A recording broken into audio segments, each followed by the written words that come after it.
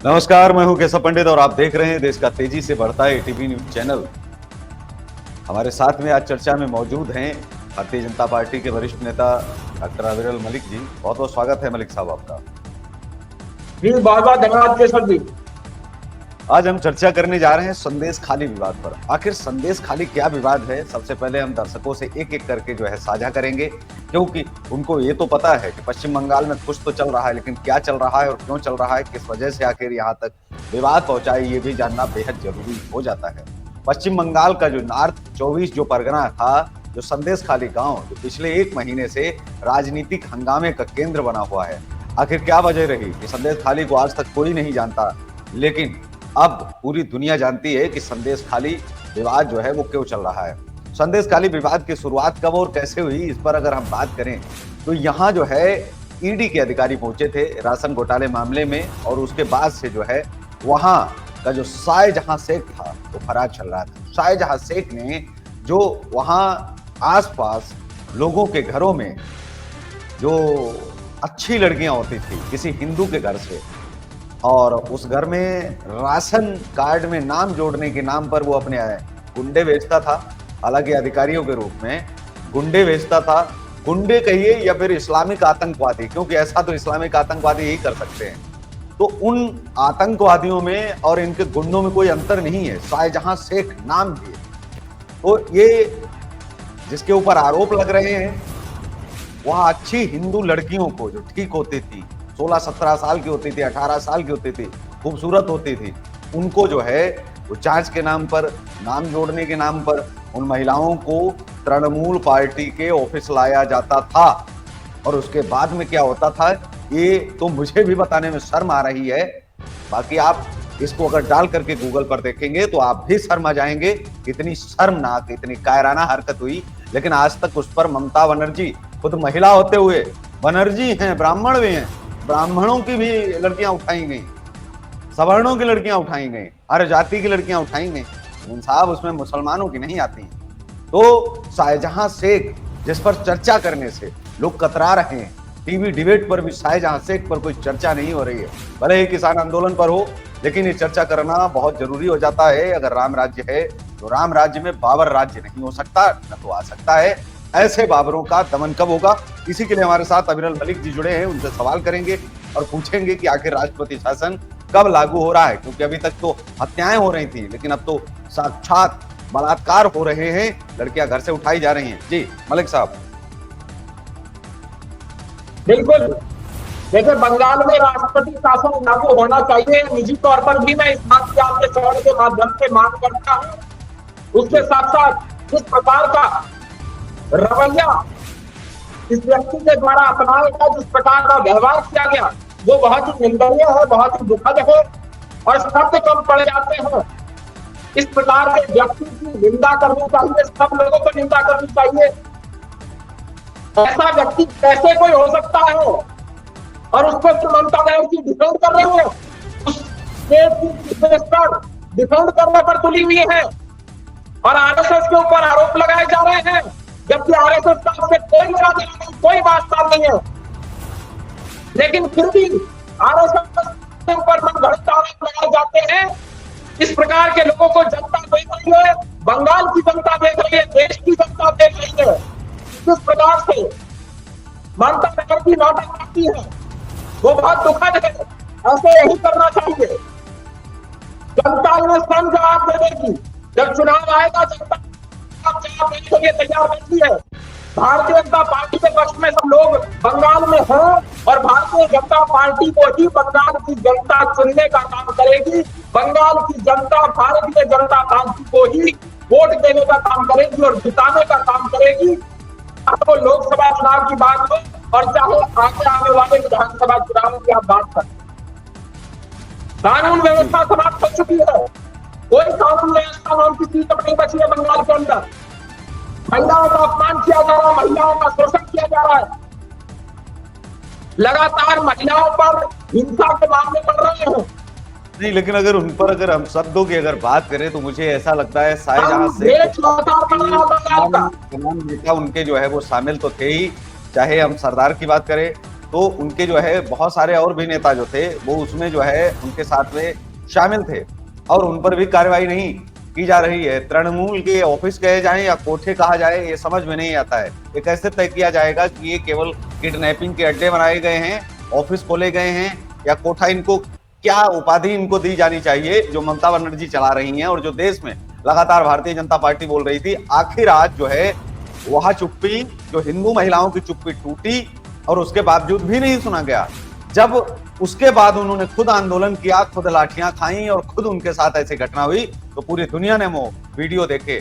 और अगर digital India नहीं होता, नया भारत नहीं होता, तो वह वीडियो कभी भी निकल करके पूरे देश क्या, कभी भी राज्य भर में भी नहीं जा पाते। संदेश खाली को कोई भी आज जान नहीं पाता। लेकिन इसमें जो बात जो लगातार चल रही है, इनकी अभी पिछली एक सांसद ने भी कहा है, उन्होंने भी इस्तीफा दे दिया है। क्या लगता है कि इनकी पार्टी से ही महिलाएं निराश हैं इनके शासन से? वो भले ही कुछ और बहाना बनाए, लेकिन कहीं ना कहीं उनमें हताशा और निराशा इस बात की है। या 5 साल तो उनको नहीं लगा, जब चुनाव ठीक आ गए हैं तभी केवल ठीक उस मौके पर जो है वह इस्तीफा दे देती हैं। जो टीएमसी की जो सांसद हैं, ममता बनर्जी की पार्टी के नेता ममता बनर्जी को भाग रही है। ममता बनर्जी की पार्टी अब समाप्त होने की कगार पर है।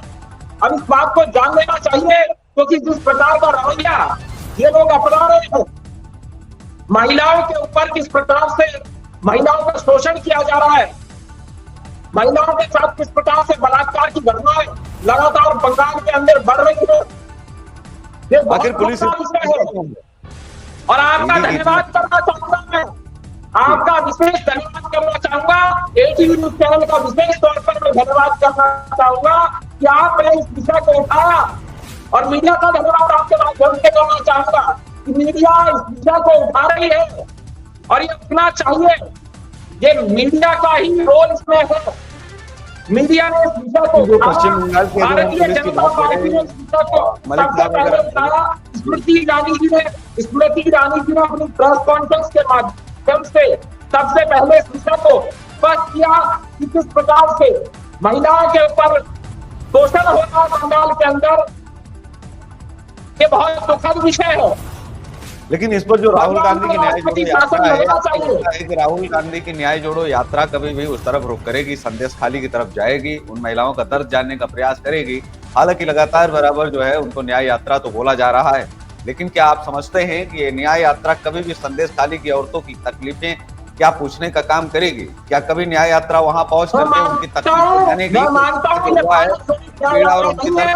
भारत जोड़ो अन्याय यात्रा है, न्याय यात्रा नहीं, ये अन्याय यात्रा है। क्योंकि राहुल गांधी को समझ लेना चाहिए, इनकी 60 साल तक सरकार इस देश में रही, इन्होंने क्या किया? 60 सालों तक उनकी सरकार इस देश में रही, न इन्होंने विकास किया, न बेरोजगारी समाप्त कर सके, न महंगाई समाप्त कर सके, न युवाओं को रोजगार प्रदान कर सके। ये क्या कर रहे थे 7 सालों तक? इन्होंने इमरजेंसी भी लगाई और उसके बाद ये न्याय और अन्याय की बात करते हैं। इन्होंने इमरजेंसी के दौरान प्रेस की बिजली भी काटी, उसके बाद ये न्याय और अन्याय की बात करते हैं, उसके बाद ये फ्रीडम ऑफ स्पीच की बात करते हैं, उसके बाद ये नरेंद्र मोदी जी को बताते हैं। जो खतरनाक बात आई है, ये बहुत ही मजाक है देश के साथ, हास्यास्पद बात है। जो पश्चिम बंगाल के गवर्नर हैं, उन्होंने बड़े गंभीर आरोप लगाए हैं स्थानीय प्रशासन पर और पुलिस पर। उन्होंने कहा कि अराजक साथ मतलब आतंकवादियों के साथ सीधी साठगांठ वहां की ममता दीदी की पुलिस की और दीदी के प्रशासन की है।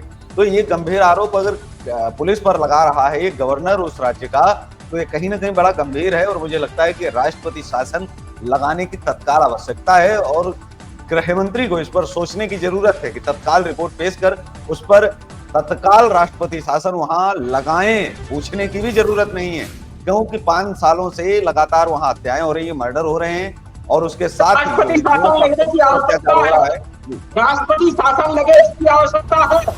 और हमारी सरकार सक्षम है, केंद्र सरकार सक्षम है अहम फैसले लेने के लिए, केंद्र सरकार सक्षम है महत्वपूर्ण डिसीजन लेने के लिए। संवैधानिक प्रक्रिया के तहत जो भी आवश्यक होगा तत्काल प्रभाव से कार्रवाई की जाएगी बंगाल की जनता को हम मरने नहीं दे सकते। बंगाल की जनता के ऊपर, बंगाल की महिलाओं के ऊपर शोषण होता रहे, महिलाओं के ऊपर शोषण होता रहे, ये हम नहीं देख सकते। ये बहुत दुखद विषय है। जी, हाई कोर्ट ने एक धारा 144 जो लगाई जानी थी संदेश खाली में, वो रद्द कर दी है। आखिर क्या वजह है कि वहां हाई कोर्ट ने जो है ये धारा रद्द कर दी, जबकि 144 अगर लगती तो लगातार उपद्रव बना हुआ है, पूरी दुनिया में संदेश खाली सामने आ गया है। तो ऐसे में मिलाड कर क्या रहे हैं? मिलाड को तो चाहिए कि वहां की जो है सुरक्षा व्यवस्था चाक चौबंद हो। रिपोर्ट मांग रहे हैं, तो रिपोर्ट तो सरकारों में जब गवर्नर एक आरोप लगा रहा है कि यहाँ का प्रशासन और पुलिस मिली हुई है, तो रिपोर्ट किससे मांग रहे हैं? तो क्या उम्मीद ये है कि जो वहां कोर्ट को जो रिपोर्ट सौंपी जाएगी, कोर्ट को रिपोर्ट सौंपी जाएगी, वहां संलिप्त नहीं होगी, गलत रिपोर्ट नहीं होगी, साफ होगी? क्या इसमें डाउट है, संदेह है उस रिपोर्ट पर? किया जाए या नहीं किया जाए? जी देखिए, जिस प्रकार से बंगाल की यदि बात करनी जाए, बंगाल की पुलिस का बात कर लीजिए, क्या रवैया बंगाल की पुलिस का आप ही जानते हैं। ममता बनर्जी की सरकार है, पूरी पुलिस एक प्रकार से उनके इशारों पर काम कर रही है।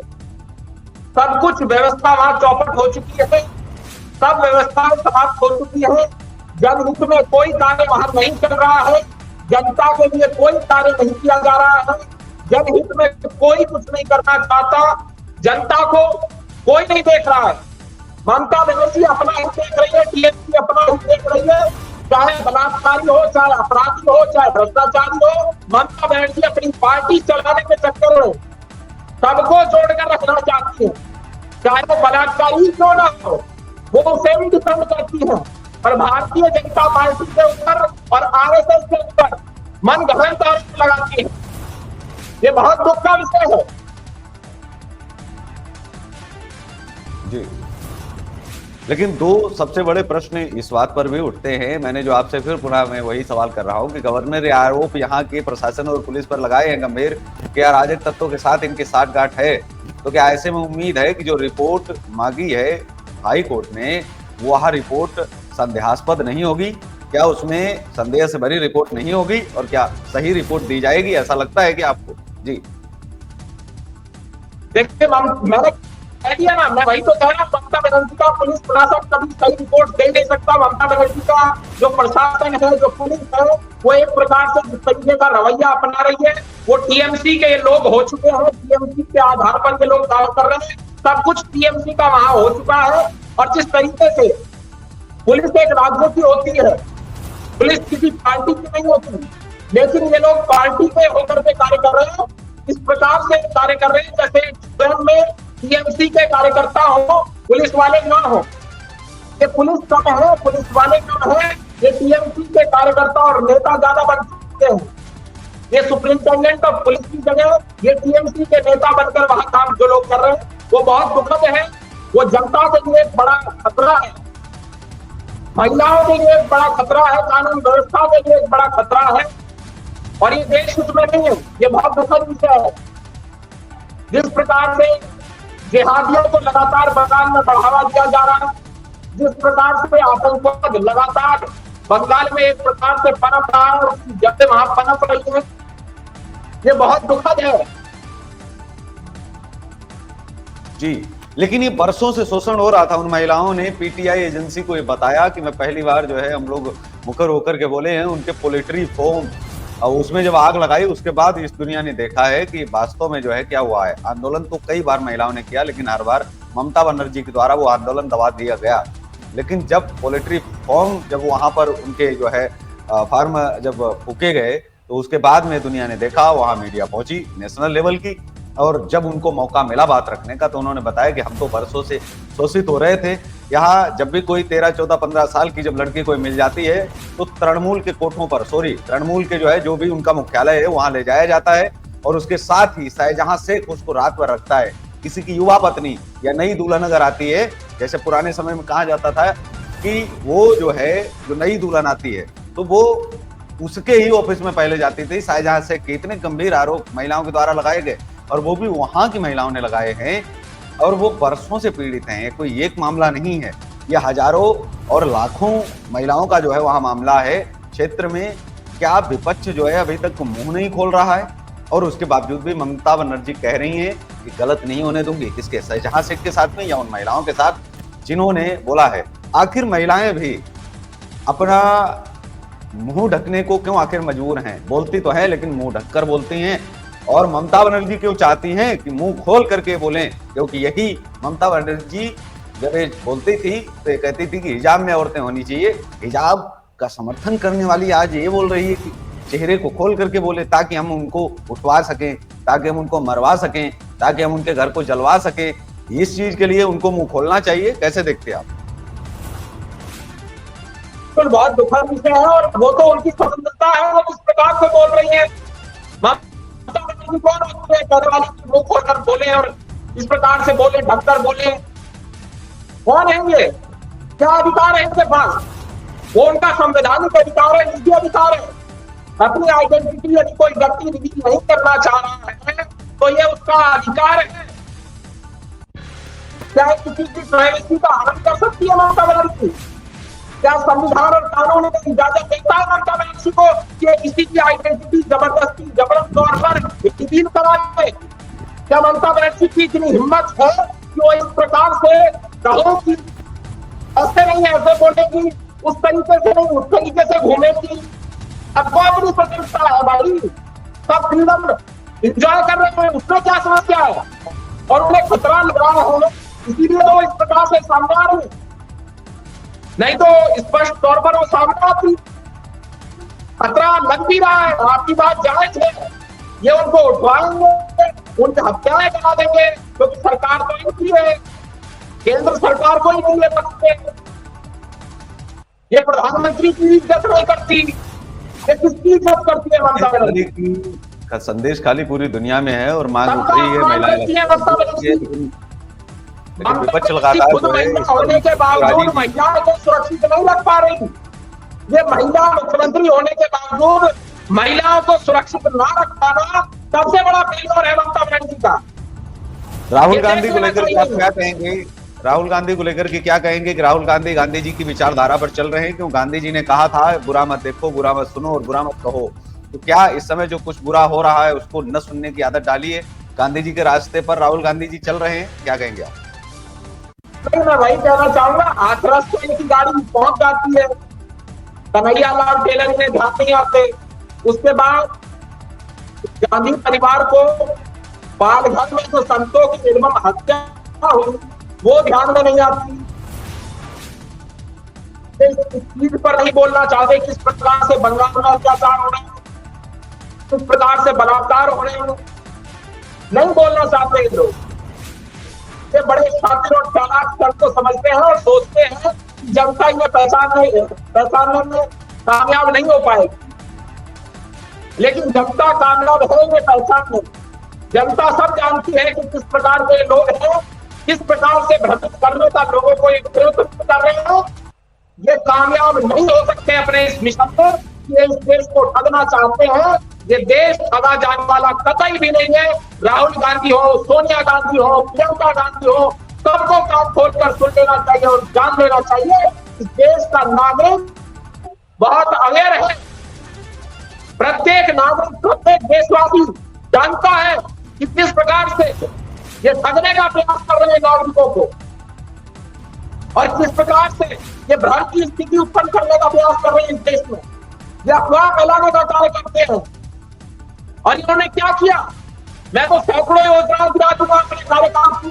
नरेंद्र मोदी के कार्यकाल के दौरान योजना चलाई गई, मैं तो सैकड़ों योजनाएं गिराने के लिए तैयार हूं। हमने शौचालय से लेकर के आवास बनवाने तक और आवास बनवाने से लेकर के जिस प्रकार से बिजली पहुंचाने तक और उसके साथ साथ सड़कें बनवाना, हाईवे बनवाना, हॉस्पिटल्स का निर्माण कराना, एजुकेशनल इंस्टीट्यूशन खुलवाना, इसने किया, नरेंद्र मोदी ने किया।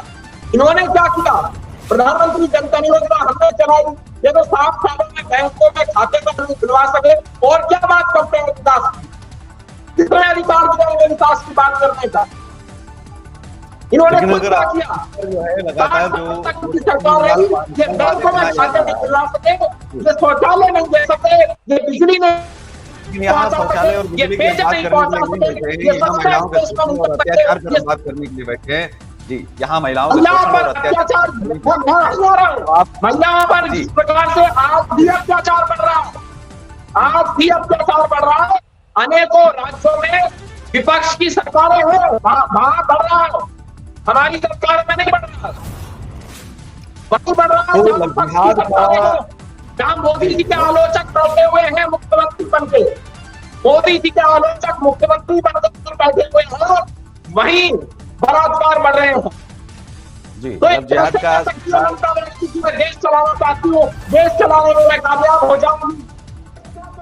लफ्जियात का शिकार गांधी परिवार और फिरोज खान का पोता राहुल पंडित अब जो बनने का प्रयास कर रहे हैं वो तो पूरी दुनिया के सामने है ही, लेकिन साथ ही देखने वाली बात है कि क्या संदेश खाली में इतनी बड़ी घटना हो जाती है, राहुल गांधी जी हाथरस पहुंच जाते हैं, जैसा कि इल्जाम जो है विरल मलिक जी लगा रहे हैं। लगातार उन जगहों पर तो पहुंच जाते हैं जहां पर जातियों को देख करके, धर्म को देख करके आप जो है पीड़ित का पता लगाते हैं, लेकिन जहां अगर पीड़ित आपके पक्ष के नहीं है, हिंदू हैं, तो वहां पर राहुल गांधी को दिखता नहीं है, वहां पर गांधी बन जाते हैं, दूसरे इस देश के वर्तमान गांधी बन जाते हैं और साफ साफ कह देते हैं कि नहीं हम तो कुछ देखते ही नहीं है, ना हमको दिखाई देता है, ना सुनाई देता है और न तो हम बोल पा रहे हैं।